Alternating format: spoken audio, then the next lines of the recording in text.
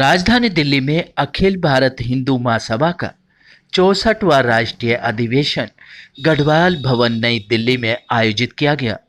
इस अधिवेशन में देश के कोने कोने से हिंदू महासभा के लोग भारी संख्या में मौजूद रहे। इस अधिवेशन में श्री रामानुज व्रतधर जियर को नवनिर्वाचित हिंदू महासभा का राष्ट्रीय अध्यक्ष भी नियुक्त किया गया। देश भर से आए हिंदू महासभा के प्रदेश अध्यक्षों ने अपने अपने विचार भी व्यक्त किए। लोगों का कहना था कि अब जरूरत है कि सभी हिंदू एक हो जाएं और भारत को एक हिंदू राष्ट्र बनाने का प्रयास भी करें। आप तस्वीरों में देख सकते हैं कि भारी संख्या में बैठे ये लोग अखिल भारत हिंदू महासभा के नेतागण हैं, जो अधिवेशन को सफल बनाने के लिए देश के कोने कोने से इकट्ठा हुए हैं। अपने मध्य प्रदेश में 2000 गौ माता की खाल के साथ उनको तस्करों को अपने बाहुबल से पकड़ा, उनको बंधक बनाया और पुलिस को बुला करके 2000 गाय की खाल और उन सारे गौ तस्करों को जेल भिजवाया। एक तमिलनाडु से मतलब जो है सारे लोगों की तरफ से इनसे जो है त्रिवेणी महाराज के चरणों में प्रणाम कर रहे हैं। जनरल सेक्रेटरी को जनरल सेक्रेटरी मैं अपने व्यक्तिगत अनुभव के आधार पर कह रहा हूँ कि न्यायपालिका की स्थिति आज वो नहीं है। ज़्यादातर अधिकारी दबाव में ही काम करते नज़र आते हैं। जो कानून जो पुलिस ने लाके रख दिया उसी पे मोहर लगा देते हैं। और इस देश में आज भी अंग्रेज़ों वाली पुलिस है। पुलिस का व्यवहार से कोई भी संतुष्ट नहीं है। पुलिस उगाही के अड्डे हैं, वहाँ इंसाफ किसी को नहीं मिलता है। और चलान काटा और न्यायाधीश भी बिना चीज़ को परखे उस पर अपना रिमांड दिया, मुलजिम को जेल भेज दिया। अपना न्यायिक विवेक इस्तेमाल नहीं हो रहा है, क्योंकि ऊपर से उनको अपनी नौकरी का डर बना रहता है कि हाई कोर्ट कोई एक्शन न ले ले। ऐसे ऐसे कार्य मैंने किए हैं अपने न्यायकाल में कि बिना किसी भेदभाव के, बिना किसी भय के काम किया। मैंने ऐसे ऐसे केसों में ऐसे ऐसे आदेश पारित किए जो आज के न्यायिक अधिकारी पारित करने से डरते हैं। कि सर्वप्रथम मैं पंडित वेद मूर्ति, ये अखिल भारत हिंदू महासभा सबसे प्राचीन राजनीतिक पार्टी है। आज के समय में जितने भी पार्टियां हैं सब इसके बाद आई है और मात्र हिंदुओं के हित के लिए ये पार्टी बनाई गई थी। उसमें से आज बट करके बीजेपी, आरएसएस बहुत सारे संगठन निकले हैं, लेकिन जो मूल है, जो जड़ है, वो अखिल भारत हिंदू महासभा है। अब है क्या कि जितने भी और सारी पार्टियां, इनकी अस्तित्व ज़्यादा नहीं बढ़ पाया, जिसके कारण हिंदू हित की बात नहीं हो पा रही थी। आज के समय में सबसे बड़ी बात यह है कि हिंदू बढ़ता जा रहा है, हिंदू घटता जा रहा है। और पूरे आज देख लीजिए कि सबसे प्राचीन धर्म, पूरे विश्व का सबसे, अगर वैदिक संस्कृति सबसे प्राचीन धर्म है, उसके बावजूद भी पूरे वर्ल्ड में आप घूम जाएंगे तो हिंदू राष्ट्र कहीं नहीं मिलेगा आपको। इस्लामिक राष्ट्र 17 मुसलमानों को 1700 साल पहले, 1400 साल पहले आया, उसने 17 इस्लामिक देश बना लिया। बौद्ध उसके बाद आए, उसने 26 जो है बौद्धिस्ट देश बना लिया। ईसाई उसके बाद आए, उसने कम से कम 27 ईसाइयों का देश बन गया। लेकिन दुर्भाग्य है इस हिंदुओं का कि एक नेपाल जो था, नेपाल अपने आप में हिंदू राष्ट्र हुआ करता था। इस राजनीतिक षड्यंत्रों के कारण नेपाल भी जो है अब सेकुलर राष्ट्र बन गया, वो भी हिंदू राष्ट्र नहीं रहा। इसलिए अखिल भारतीय हिंदू महासभा का सबसे पहला जो संकल्प था वो हिंदू राष्ट्र बनाने का, वो आज तक परिपूर्ण नहीं हो पाया है। और हिंदू इसके लिए भी जिम्मेदार है, क्योंकि हिंदू एकत्रित कभी नहीं हो पाया।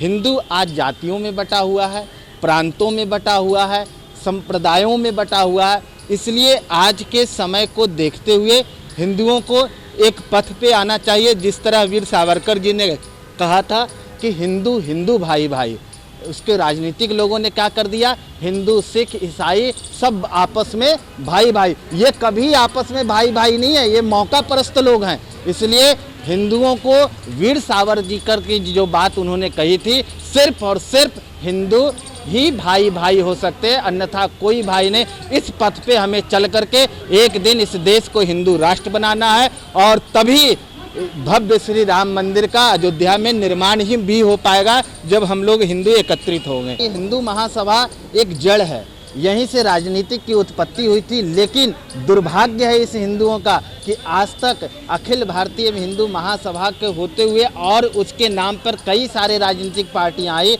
लेकिन आज तक हिंदू राष्ट्र ये नहीं बन पाया है। और मुझे अगर यही स्थिति हिंदुओं में बिखराव रहेगा, हिंदुओं में एकजुटता नहीं आएगी, तो आने वाले 100 वर्षों तक भी ये हिंदू राष्ट्र नहीं बन पाएगा। इसलिए अगर इसको हिंदू राष्ट्र बनाना है तो हिंदुओं को एक पथ पे आना पड़ेगा, एक रास्ते पे आना पड़ेगा और सारे मतभेदों को भुला करके हिंदू आपस में सारे वर्णों जातियों में जितने बटे हुए हैं सब एक पथ पे आकर के हिंदू हित की बात करते हुए अगर आ जाएंगे एक पथ पे, तो आशा ही नहीं बल्कि पूर्ण विश्वास के साथ कहता हूँ कि ये हिंदू राष्ट्र अति शीघ्र ही बन जाएगा। देखिए, मैं युवाओं को यही संदेश देना चाहता हूं कि जो आपस में जो बट रहे हो, देखो हिंदू जहां जहां बटा है वहां हिंदू हिंदू कटा है। चाहे वह कश्मीर देख लें, चाहे वह बंगाल देख लें, आज दिल्ली की राजधानी में भी ऐसी विकट स्थिति आई है ब्रह्मपुरी इलाके में, जहां नाम ही जस नाम तस गुण, नाम देखो ब्रह्मपुरी, लेकिन वहां मुस्लिमों का आतंक आ चुका है और वहां के हिंदू मजबूर हो चुके हैं वहां से पलायन करने के लिए। इसलिए ऐसी अगर स्थिति हिंदू में एकजुटता नहीं रहेगी, यही अगर जातिवाद में बढ़ते रहेंगे, तो ये इस्लामिक जो हैं, जो इस्लामिक आतंकवादी हैं या ईसाई मिशनरी हैं, इसका भरपूर फ़ायदा उठा करके फिर से इस हिंदू स्थान, मैं तो हिंदुस्तान नहीं करता हूँ, इसको हिंदू स्थान कहता हूँ, इसलिए हिंदू राष्ट्र की स्थापना शीघ्र हो, तभी इस देश का गौरव। और आशा ही नहीं, जिस दिन इस राष्ट्र हिंदू राष्ट्र बन गया उस दिन पूरे विश्व का विश्व गुरु भारत बनेगा। इन्हीं शब्द के साथ जय श्री राम, जय हिंदू राष्ट्र। अखिल भारत हिंदू महासभा के अध्यक्ष बनाए जाने पर श्री रामानुज विरधर ने लोगों का शुक्रिया अदा करा और कहा कि हिंदू एकता भाईचारा बनाने के लिए मैं वो सफल प्रयास करूंगा ताकि भारत भी एक हिंदू राष्ट्र बन सके। व्रतधर रामानुज जीयर स्वामी, आंध्र प्रदेश से हूँ। हिंदू महासभा के लिए बचपन से लेकर आज तक हमने बहुत काम किया। क्योंकि मैं हिंदू हूँ, हिंदुओं के आचार्य हूँ, जीयर हूँ, लेकिन मन में ये बात लगी रहती है कि हिंदुओं का माई बाप कौन है। ये देश हमारा है, हिंदुस्तान हमारा है, लेकिन ये नेताओं के चक्कर में हम समाजवाद का नारा लगाते लगाते ये भूल गए कि हम इस देश के नागरिक हैं। हिंदू आज तक गुलाम रहा है और ये हम लोगों के मन में विचार आया, ये हिंदू महासभा ही एकमात्र पार्टी है जो इस देश को सुधार सकती है, हिंदुत्व के रास्ते पर हम चला सकते हैं। आज तक हिंदू महासभा का ये बहुत बड़ा अभिशाप रहा है।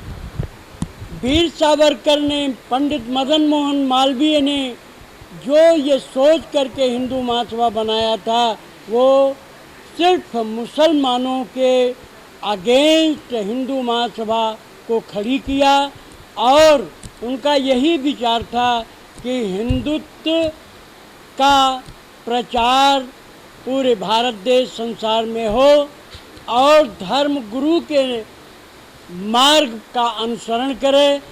बीच में कुछ ऐसी परिस्थितियां आई, हमारे हिंदू महासभा के कुछ लोलुप नेता, उन्होंने देश को बर्बाद करते हुए हिंदू महासभा को भी बर्बाद किया। यह हमारे लिए कठिन समय है और हमारे लिए परीक्षा है। 64वें जो आज ये हमारा अधिवेशन हो रहा है, आज मुझे बड़ी खुशी है कि अब तक तो हम जितने भी कार्यक्रम किए, बस इनको अध्यक्ष बना दिया, इनको महामंत्री बना दिया और काम चलता रहा। परिणाम ये हुआ कि जो हिंदू महासभा संसद में जिसके 60-65 एमपी हुआ करते थे, 0 हो गए। लेकिन ये आवश्यकता हमने महसूस की 2013 में भी हम वैधानिक चुनाव जीते थे, फिर 16 में भी हम वैधानिक चुनाव जीते। इसके बाद ये आज वैधानिक चुनाव के माध्यम से माननीय शर्मा जी जो हमारे न्यायाधीश पुराना रिटायर्ड न्यायाधीश हैं, इनके देख रेख में जो आज चुनाव हुआ, हम अपने आप को बहुत गौरवान्वित महसूस करते हैं। और ये जो दायित्व हमें मिला है, निश्चित है हिंदू राष्ट्र के निर्माण के लिए हम प्रयत्नशील रहेंगे। और एक बात कहना चाहते हैं आप लोगों के माध्यम से कि जो ये नेता लोग हैं, चाहे वो भाजपा हो, चाहे कांग्रेस हो, चाहे वो समाजवादी पार्टी हो, या देश के तमाम गुट के जितनी भी पार्टियां हैं, इनका एक ही उद्देश्य है कि मैं राज करूं, मैं अमीर बनूं, बाकी देश कैसा है वो हम उस पर चिंता नहीं करते। आज हिंदू महासभा इस बात को महसूस कर रही है कि जो जाति में बांट करके हमको हमारा शोषण कर रहे हैं, हम उस शोषण को बर्दाश्त नहीं करेंगे। हिंदू महासभा आज से संघर्ष के रास्ते पे काम करेगी, यही हमारा मुख्य विषय है।